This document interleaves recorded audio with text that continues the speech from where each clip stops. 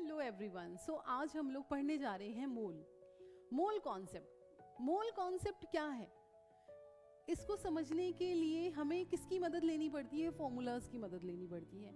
जब भी आप इसको कैलकुलेट करोगे फॉर्मूलाज के थ्रू कैलकुलेट करोगे। अगर आपके पास फॉर्मूला नहीं है तो आप बताओ मोल को, उसके मास को, उसके वॉल्यूम को कैसे रिलेट करोगे? तो फॉर्मूला की जरूरत हमें है ही नहीं है, बिना फॉर्मूले के भी हम इसकी कन्वर्जन कर सकते हैं। ठीक है, तो सबसे पहले समझते हैं कि मोल कॉन्सेप्ट है क्या बच्चे। इसको समझने के लिए वही बात फिर दोबारा से मैं बोलूंगी कि हमें विजुअलाइजेशन होना चाहिए। मोल अगर मैंने बोल दिया तो मोल बोलते ही आपके दिमाग में क्या आ रहा है? ठीक है, तो अगर आपके दिमाग में आ रहा है कि हाँ भाई ये क्या है, प्याज है, लहसुन है, संतरा है, इसको मिला के कुछ क्या यहाँ कोई डिश बनने जा रही है, ऐसा कुछ नहीं है। डिश कुछ नहीं बनेगी, यहाँ पे सिर्फ पढ़ाई होगी। सबसे पहले जब चीज़ों को काउंट करने की ज़रूरत पड़ी या मेज़र करने की ज़रूरत पड़ी तो हमने क्या यूज़ किया? नंबर्स यूज़ किए, 1 2 3 4। फिर अगर चीज़ें ज़्यादा होने लगी तो फिर हमने क्या पढ़ना शुरू कर दिया? ग्रुप्स लेने शुरू कर दिए। तो ग्रुप में हमें बताया कि अगर मैं 12 एंटिटीज को एक साथ रख दूं तो उसको क्या बोलते हैं? 1 डजन बोलते हैं। तो अगर मैं 1 डजन ऑरेंजेस लेती हूँ तो मतलब 12 यूनिट ऑफ ऑरेंजेस हो जाएंगे। 1 डजन ऑफ अनियन ले लिया तो 12, 1 डजन ऑफ ये ले लिया तो 1 डजन व्हील ले लिया तो भी 12, 1 डजन ऑफ न्यूक्लियस ले लिया तो भी 12। तो 1 डजन में हमें पता है कि अगर मैं 1 डजन ले रही हूँ, आपके दिमाग में तुरंत आ जाएगा 1 डजन मतलब 12 यूनिट्स। ठीक है, मैंने बोला 1 डजन मेरे पास गुआवा है, 1 डजन मेरे पास टोमेटो है, तो आपको समझ में आ जाएगा 1 डजन मतलब 12। और अगर मैंने बोला ठीक है अब आप 1 डजन टोमेटोज का वेट बताओ कितना होगा। ठीक है, तो जिसको तो पता है 1 डजन 12 होता है वो तो बता देगा मैम ऑलमोस्ट 1 kg आ जाएगा। ठीक है, अगर साइज ऐसा रहा। अगर किसी को पता ही नहीं है तो आप कैसे उसका मास पता करोगे? तो पहली चीजों को समझना जरूरी है। उसी तरह से बच्चे मोल है। मोल क्या है? मोल एक ग्रुप ही तो है। ठीक है, एटम्स मॉलिक्यूल्स का साइज बहुत छोटा होता है, तो इसलिए 12 यूनिट लेना या 24 लेना बहुत, उसमें एटम्स हम मास नहीं पता कर सकते, कुछ नहीं कर सकते। तो हमें क्या लेना पड़ा? ज्यादा नंबर ऑफ एटम मॉलिक्यूल एक साथ कंसिडर करना पड़ा। इसमें जो मोल होता है 1 मोल, उसमें कितनी नंबर ऑफ एंटिटीज आती हैं? 6.022 10⁻23 एंटिटीज आती हैं। कुछ भी ले लो, अगर आपने पेन ले लिया, कितने पेन? 6.022 10⁻23। अब मुझे एक चीज बताओ, अच्छा 6.022 इंटू 10⁻23 अगर मैं पेन ले रही हूं तो क्या ये पेन पूरे होंगे इतने या फिर फ्रैक्शन में होंगे? ठीक है, जल्दी से कमेंट में बताइए मुझे कि अगर मैंने 1 मोल ऑफ पेन लिया तो वो पेन पूरे पूरे आपके रहेंगे या तो यहाँ पे डेसिमल दिख रहा है वो फ्रैक्शन में रहेगा। ठीक है, तो बहुत सारे बच्चे तो कहते हैं 1 मोल ऑफ एटम मतलब पूरे एटम्स होंगे, उसमें आधा एटम अलाउ नहीं है। पर भाई नंबर तो हमें ऐसा दिख रहा है। तो एक्चुअल में ये नंबर क्या है, इसको सॉल्व किया जाए। 6.022 10⁻23, ये पॉइंट को अगर हटाते हैं तो 1000 नीचे आया, ये जीरोस कटी 20, कितना आ गया? 6022 1 2 3 4 5 6 7 8 9 10 11 12 15 16 17 18 19 20। तो इतने नंबर ऑफ एटम्स। अब तो कोई कंफ्यूजन नहीं है कि ये नंबर फ्रैक्शन में आएगा या होल नंबर होगा, भाई होल नंबर है। इतने नंबर ऑफ पेन्स आपको लेने हैं एक साथ, उसको क्या बोलेंगे? 1 मोल बोल देंगे। अगर इतने नंबर ऑफ ऑरेंजेस ले लेंगे तो उसको क्या बोला जाएगा? 1 मोल ऑफ ऑरेंज। इतने नंबर ऑफ अनियन ले लोगे, 1 मोल ऑफ अनियन। ठीक है, वो अलग बात है, रखेंगे कहाँ और काउंट कैसे करेंगे? व्हील की बात कर ली, किसी भी चीज की बात करें तो इसका तो बहुत ज्यादा क्वांटिटी आ जाएगा क्योंकि साइज बहुत बड़ा होता है। बट एटम्स तो भाई बहुत ज्यादा। एटम में अगर मैं बात करूं हाइड्रोजन का, तो हाइड्रोजन के अगर इतने एटम्स में कंसीडर करूं तो वो 1 ग्राम बनेगा सिर्फ। सोचो 1 ग्राम। पिंच ऑफ सॉल्ट जो होता है ऑलमोस्ट 1 ग्राम के इक्वल होता है, तो 1 ग्राम कितना छोटा अमाउंट है। इतने नंबर ऑफ एटम्स क्या लिए मैंने? हाइड्रोजन। अगर मैं इतने नंबर ऑफ एटम्स कार्बन 12 ले लूं तो मेरे पास ये कितना मिलेगा? 12 ग्राम। ठीक है, 2 स्पून और थोड़ा सा और उसमें ऐड कर लीजिए, 0.4 टेबल स्पून अगर आप लेते हैं, ठीक है, तो वो कितना बनेगा, 12 ग्राम मिल जाएगा। तो सोचिए कितने नंबर ऑफ एटम्स हैं पर क्वांटिटी क्या है, क्वांटिटी तो बहुत कम है। तो वही बात हो गई, जैसे गोल्ड है, गोल्ड इतना कॉस्टली है और आप शॉप पे जाओ और वहाँ पे बोलो नहीं भाई हमें ना आप 5 kg का कुछ दिखा दो, ठीक है, तो 5 kg का क्या करोगे, 5 kg तो वो आपके घर पे रेट डलवा देंगे, भाई 5 किलो सोना खरीदने आया है, कहाँ से पैसा आया इतना, क्योंकि वहाँ के लिए ये एप्रोप्रिएट यूनिट्स नहीं है। उसी तरह से अगर हम लोग चले जाएं ग्रोसरी शॉप पे और उसको बोले कि नहीं आप मुझे 5 ग्राम संतरे दे दो, तो वो 5 ग्राम संतरा कैसे देगा बताओ, कट करेगा, कहेगा भाग जाओ कुछ नहीं मिलने वाला है ना। तो जगह जगह का डिपेंड करता है कि कहाँ पे आप कौन सी यूनिट्स यूज कर रहे हो, वो सबसे बड़ी बात है। तो एटम्स मॉलिक्यूल साइज इतना छोटा होता है बच्चे, हमें वो दिखाई ही नहीं देते हैं, नेक्ड आई से क्या किसी भी इंस्ट्रूमेंट से दिखाई नहीं दिया इलेक्ट्रॉन आज तक, तो इतना छोटा होता है, उसको हम लोग 1-2 से हमारा काम नहीं चलेगा, हमें नंबर ऑफ मोल्स भी उसको लेना पड़ता है, मतलब इतने ग्रुप्स 2, 4, 10 कितने ग्रुप ऑफ एटम्स लोगे आप ताकि वो चीज़ आप यूज़ कर सको आगे। तो मोल बहुत ही ज़्यादा इम्पॉर्टेंट चीज़ है केमिस्ट्री में अगर हम लोग बात करें तो। ओके, सो अब ये चीज़ तो हमने देख ली, अब इसके लिए आगे फाइंड आउट कैसे करते हैं, तो लगता तो ऐसे ही है, ऑस्टवाल्ड जी ने हमें बताया है मोल के बारे में, तो लगता तो ये बहुत बड़ी मुसीबत है कि हाँ भाई क्या उन्होंने बता दिया, बट आप इंटेंशन समझो उस बंदे की, उसको लगा कि नहीं भी ये बहुत ज़रूरी है, और मोल वाकई में बहुत ज़्यादा ज़रूरी चीज़ है। अगर हमें मोल के बारे में नहीं पता है और कन्वर्जन्स अगर हम नहीं कर सकते हैं तो भूल जाओ पूरा ऐशो आराम, ये लग्जरी लाइफ जो जी रहे हो, क्योंकि हर एक चीज़ बनाने में हमें केमिकल चाहिए, हमें प्लास्टिक चाहिए, हमें कोई भी चीज़ चाहिए तो उसका कंटेंट कितना है ना। स्टील अगर आप यूज़ कर रहे हो तो उसमें कार्बन कितना लिया आपने और आपने कितना आयरन लिया है, अगर आप स्टील बना रहे हो तो ही आप स्ट्रेंथन कर सकते हो।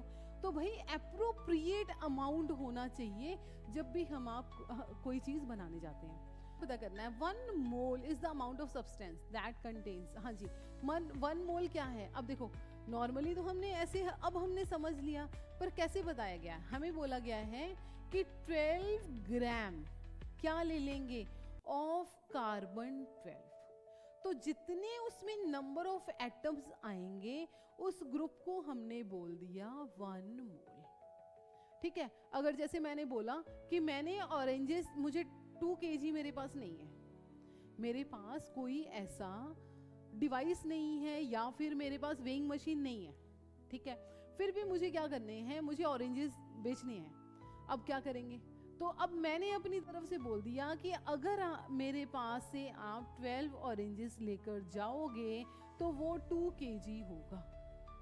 ऐसा पॉसिबल है? कोई क्यों मानेगा, कहेगा नहीं हम नहीं मानते, हमें वे करके दो। तो भाई वेट कहाँ से करेंगे, हमारे पास तो वेइंग मशीन है ही नहीं है, और ये जरूरी भी नहीं है कि 12 ऑरेंजेस हमेशा 2 kg का, कभी साइज के हिसाब से हो गया, बट क्या हमेशा ऐसा है? नहीं है। बट केमिस्ट्री का एक ब्यूटीफुल रिजल्ट है, इसमें अगर आप मोलर मास के अकॉर्डिंग मास लोगे तो उसमें हमेशा 1 मोल पाया जाएगा। जैसे अगर हाइड्रोजन है, हाइड्रोजन का मोलर मास कितना होता है? 1 ग्राम। 1 ग्राम ऑफ हाइड्रोजन 1H1 लेंगे तो हमें कितना मिलेगा? 1 मोल ऑफ हाइड्रोजन एटम्स मिलेंगे, कार्बन 12 एटम्स, ठीक है। अब हमारे पास मैंने अगर 16 ग्राम ऑफ ऑक्सीजन ले लिया तो ये कितना मिलेगा मेरे पास?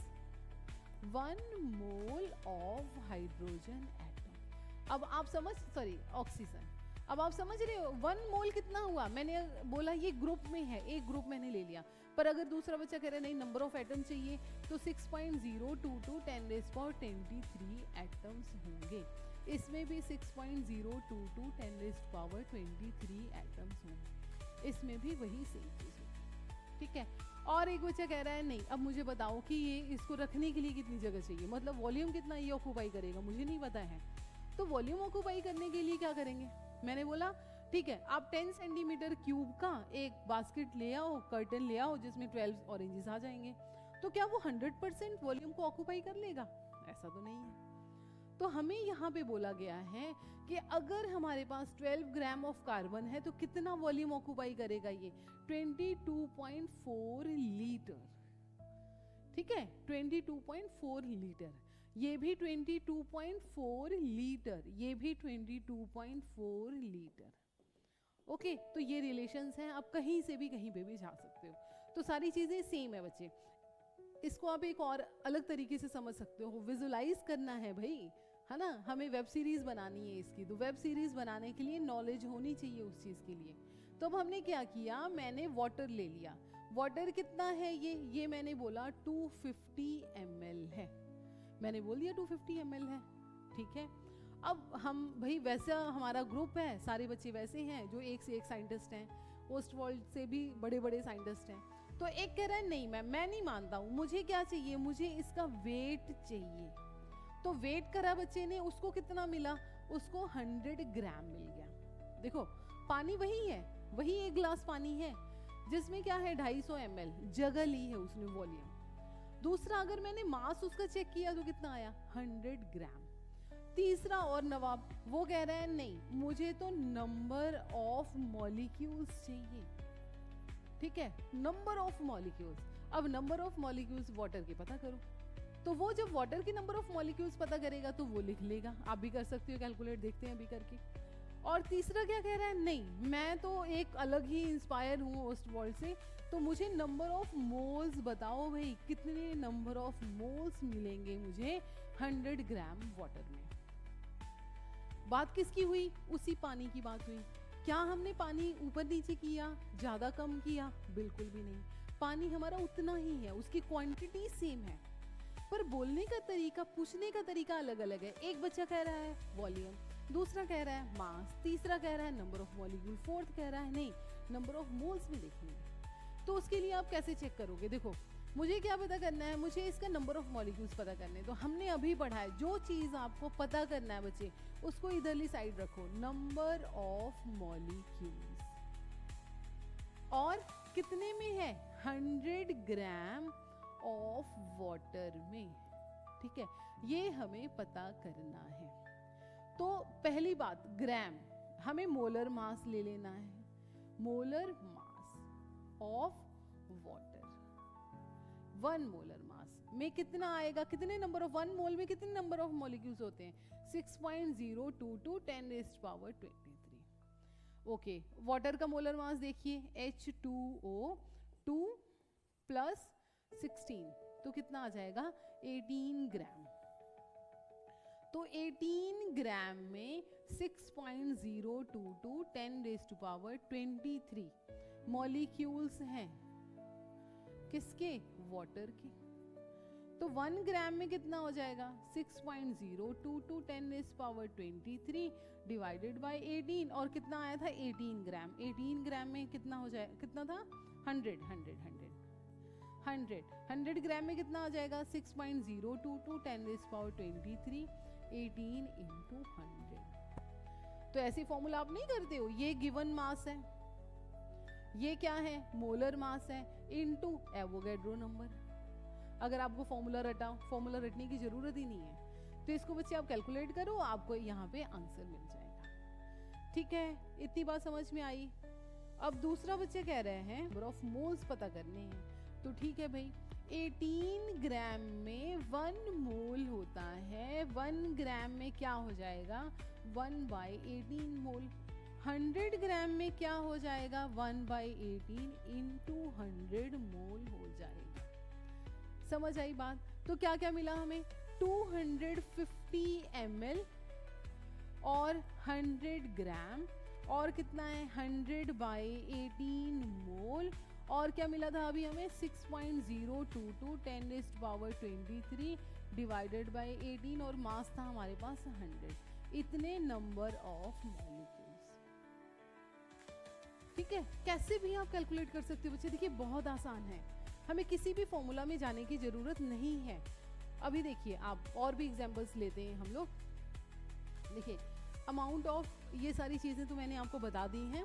1 mole, Avogadro number, molecular mass, volume occupied, ये सब क्या होता है हमारे पास सेम रहता है। उसी तरह से देखो calculate the number of atoms and the volume at STP for 14 gram of nitrogen gas.